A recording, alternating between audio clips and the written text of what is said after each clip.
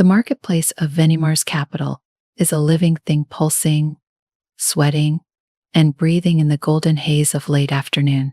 The air smells of fried cassar cakes, the sharp tang of spiced oils, and the underlying metallic bite of the city's ever-present energy grids. I move through the crowd with practiced ease, my boots barely making a sound against the polished stone. The isolationists have been bolder lately, their whispers turning to shouts, their shoves turning to grabs. I should have brought more guards, but I didn't, because I'm tired of being a prisoner in my own damn life. A hand clamps around my wrist. I don't even flinch. I just exhale through my nose and turn, already calculating the angle of my elbow strike. The man holding me is broad-shouldered, his face flushed with the self-righteous fury of the newly radicalized. His grip is tight, fingers digging into the silver-blue skin just above my pulse point. Lady Sodrax, he sneers, his breath sour with cheap ale. The regent requests your presence. I arch a brow. The regent can request all he likes. I'm not a doll to be summoned. His grip tightens. You'll come quietly, or you'll come in pieces. Your choice. Behind him, two more men step forward, their faces half hidden beneath the hoods of their cloaks. One of them cracks his knuckles, the other grins, slow and ugly, like he's already imagining how this will end. I shift my weight, ready to drive my knee into the first man's groin when a voice cuts through the tension. She said no, it's deep, calm. The kind of voice that doesn't raise to be heard, it just is. The man holding me twists, dragging me with him, and I get my first look at the speaker. Tanned skin, sun weathered, gray eyes sharp as flint. He's lean but not soft, the kind of build that comes from years of physical work, not a training salon. His hands are steady at his sides, fingers slightly curled, like he's already decided where to hit first. A farmer, maybe? Or a soldier who's seen too much and walked away? His gaze flicks to me, then back to the isolationists, and something in his stance shifts just a fraction, but enough that the men notice. The leader scoffs. This doesn't concern you, off-worlder. The man Owen, I'll learn later, tilts his head. See, that's where you're wrong. His accent is strange, rounded in a way that marks him as Commonwealth-born. She's not hurting anyone. You are. That makes it my concern. The isolationist's face darkens. Walk away. Last warning. Owen doesn't move. Neither do I. The marketplace around us has gone eerily quiet. The usual hum of bartering and laughter swallowed by the weight of what's about to happen. I could stop this. I could signal the palace guards lurking near the spice stalls, could let them drag these men away before it gets ugly. But I don't, because for the first time in months someone is looking at these bastards like they're nothing, and I want to see what happens next. The first swing comes from the man on the left, a wild haymaker aimed at Owen's jaw.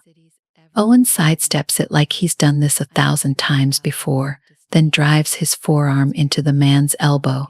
Bone cracks, the isolationist howls, clutching his arm, and Owen doesn't even pause.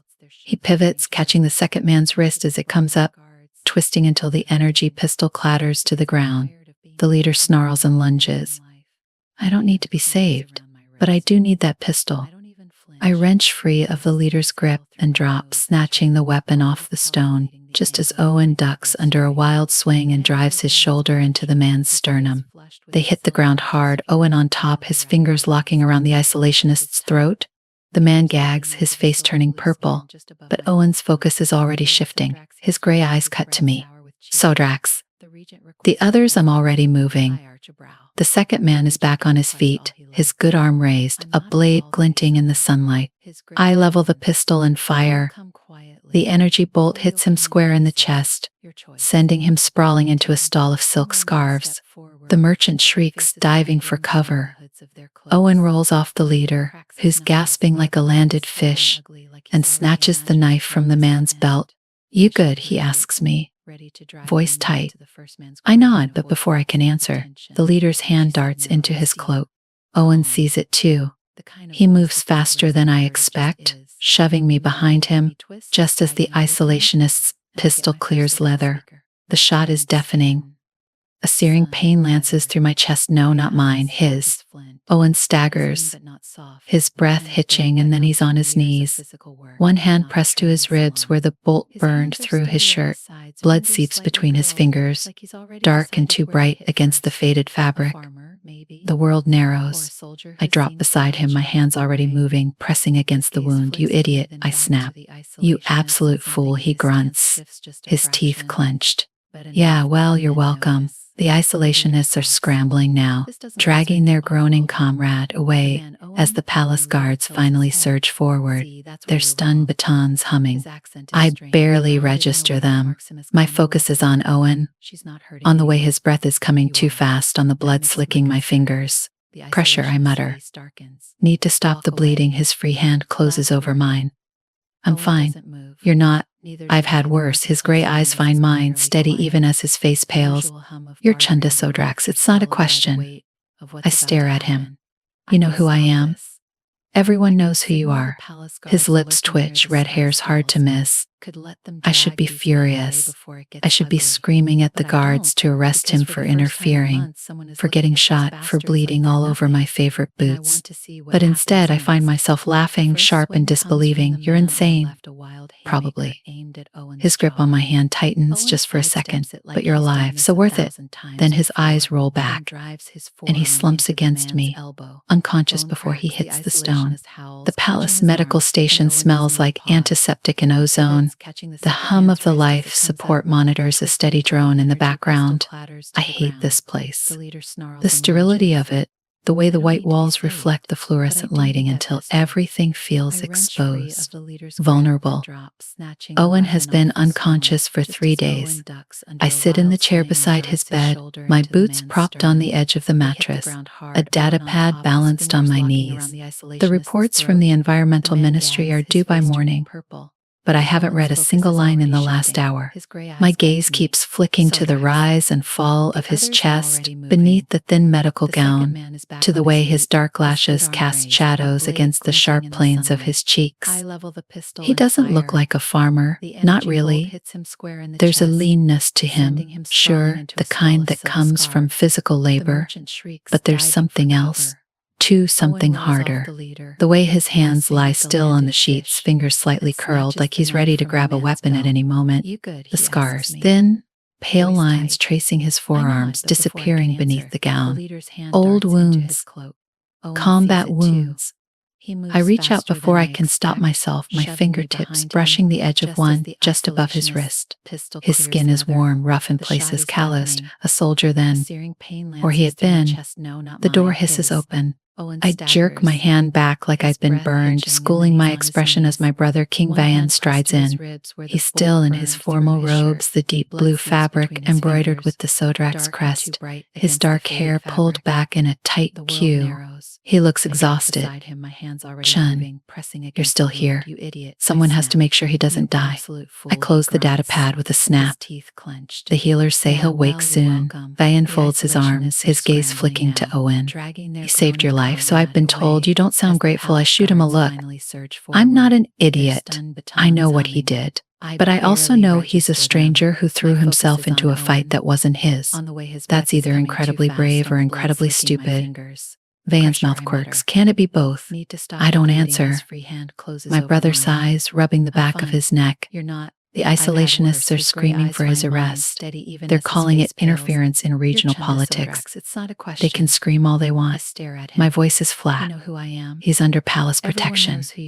Vayan studies me for a long moment. Then, quietly, you like him? I don't even know him.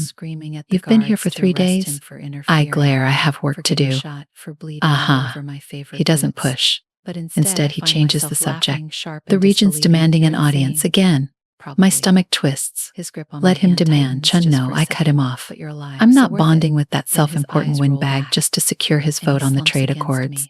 I'd rather jump out the nearest airlock. Vayan's expression darkens. He's not going to let this go. Then he can rot. I stand, shoving the data pad into my brother's hands. I'm not a bargaining chip. Not for him. Not for anyone. For a second, I think he'll argue. But then he just nods, his jaw tight. I know. He hesitates. But if you do need an alternative, I follow his gaze to Owen. My chest tightens. Don't. Ryan holds up his hands in surrender, just saying, a bonding with a Commonwealth veteran would send a very clear message to the isolationists. And what message is that? That we don't bow to their threats. He smiles slow and knowing. Think about it. I don't answer. I watch as he leaves, the door hissing shut behind him. Owen stirs. It's subtle at first, a shift in his breathing, the faint furrow of his brows. Then his lashes flutter, and his gray eyes blink open, unfocused. He blinks again, his gaze darting around the room before landing on me. Hey, he rasps. His voice is rough, like he's been screaming, "You're still in one piece." I cross my arms. Barely. Thanks to you. He tries to sit up, winces. Where the hell am I? Palace Medical Station. That gets his attention. His eyes sharpen. Palace. You saved the king's sister. I tilt my head. Ring any bells? He stares at me. Then, slowly he exhales. Shit. Indeed. He rubs a hand over his face, his fingers trembling slightly. How long have I been out? 3 days. 3. He cuts himself off, swallowing hard. What they hit me with? Energy pistol. Close range. I gesture to his side. Took a chunk out of your ribs. The healers patched you up, but you lost a lot of blood. He looks down at himself, at the medical gown, the monitors. Great. You're welcome. That pulls a reluctant smile from him. Yeah, he sobers. Why'd you stay? I shouldn't answer that. I won't answer that. Someone had to make sure you didn't bleed out on my floor. Aha, his gaze is too knowing. You're Chundia Sodrak. So you said, and I'm Owen Booth. I don't answer. I pull up his file on my wrist display, skimming, retired Commonwealth Sergeant, Medical Division, farming in the Dieter region for the last 5 years. His brows rise. You looked me up? You got shot saving my life? Of course I looked you up. I shut the display off. Why'd you do it? He blinks. Do what? Intervene. You didn't know me. You didn't know them. You could have walked away. He's quiet for a long moment. Then, simply, you look like you needed help. I stare at him. That's it. What else is there? You could have been killed, but I wasn't. He shifts, wincing again. And neither were you. I don't know what to say to that, so I don't say anything. He studies me, his head tilted slightly. You're not what I expected. Oh, I arch a brow. And what did you expect? Someone I don't know. More guarded. He gestures vaguely at me. You're just sitting here, talking to a stranger, no guards, no weapons. I laugh, sharp and humorless. You think I'm not armed? His gaze drops to my boots, then back up.